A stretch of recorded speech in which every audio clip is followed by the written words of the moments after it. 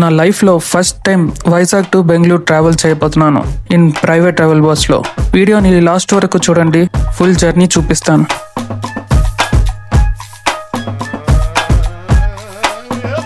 నా ఛానల్ 500 సబ్స్క్రైబర్స్కి చాలా క్లోజ్లో ఉంది.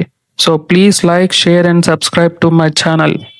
అన్నీ ఫుల్గా ప్యాక్ చేసుకొని మా ఆఫీస్ కార్లో మా సార్ వాళ్ళ ఇంటికి వెళ్తున్నాం సార్ని పికప్ చేసుకోవడానికి.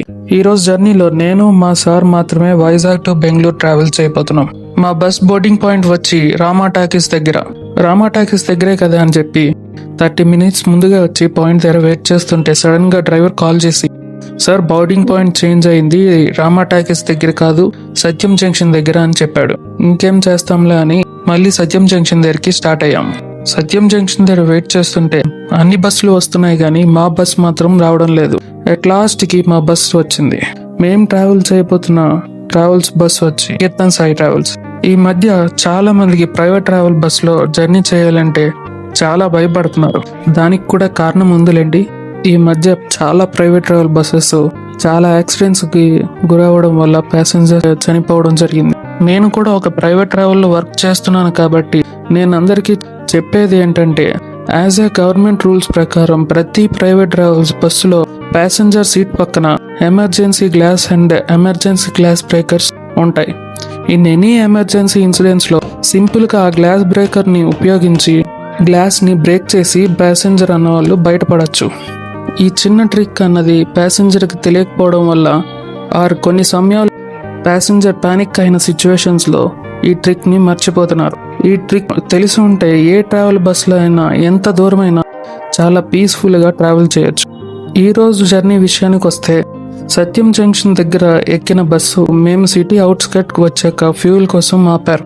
బస్సు విషయానికి వస్తే బస్సు వచ్చి ప్రకాష్ కంపెనీ కపలపాడి 13.5 meters లెంత్, 48 members క్యారింగ్ కెపాసిటీతో ఉంది. 24 sitting capacity and 24 members sleeping కెపాసిటీతో ఉంది. అప్పర్ బర్త్ లో టోటల్ గా 18 స్లీపర్ బెర్త్స్ ఉన్నాయి. లోవర్ లో 6 స్లీపర్స్ అండ్ 24 స్లీపర్ సిట్టింగ్ తో ఉంది. ఇంకా ఫ్యూల్ ట్యాంక్ కెపాసిటీకి వస్తే 380 liters కెపాసిటీతో ఉంది. అలా ఫ్యూల్ బ్రేక్ తర్వాత నైట్ డిన్నర్ కోసం ఒక దాబా దగ్గర ఆపారు. దాబా చాలా బాగుంది కానీ ఫుడ్ కోసం ఎంత తక్కువ మాట్లాడితే అంత మంచిది భయ్యా.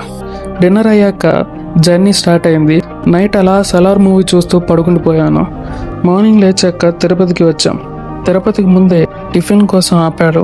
టిఫిన్ చేసి బెంగళూరుకి స్టార్ట్ అయిపోయాము. అలా బెంగళూరు ఎంటర్ అయిపోయాము. మధ్యలో హైవే అంతా కన్స్ట్రక్షన్ లో ఉంది.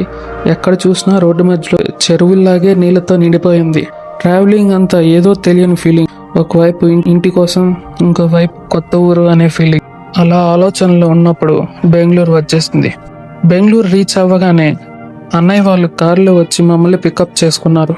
ఇలా నా first time Vizag to Bengaluru journey complete అయింది. ఇక్కడి వరకు నా వీడియోని చూసినందుకు చాలా థ్యాంక్ యూ.